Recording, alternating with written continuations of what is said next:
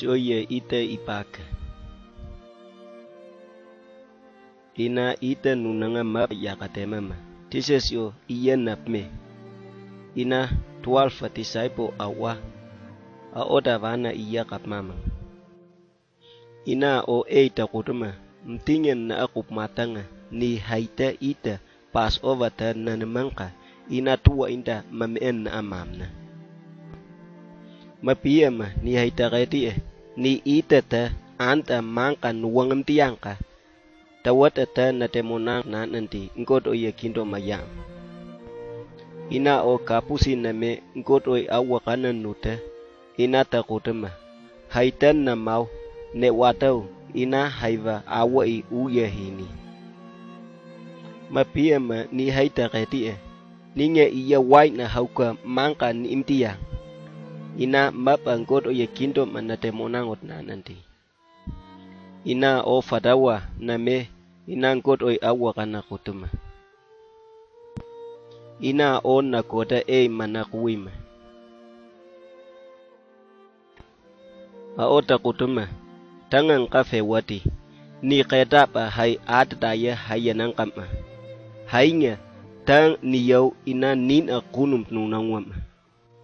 Ita ipaka na nu anta a o kapusin na me takutuma. Kapusi tanga kontraka nanga nka hingi ati. Ni hingi ata kay watanga hay atdaya hayanang kati.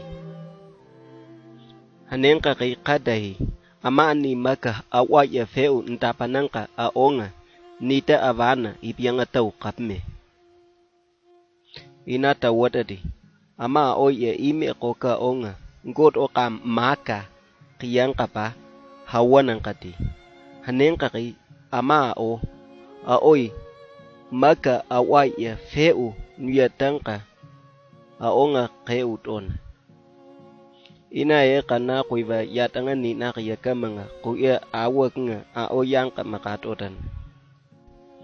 Ina disciple wa kuiva kuham maka kaunawati. Ama awak nga takan na me ina fangkoy nuwatava kanap menangkati. Ina Jesus yo eita kutuma. Gentile ya kinga enga. Gentile na o kapmamang kati. Ina enga a oita kutumang wati. Ama atakan na afanga.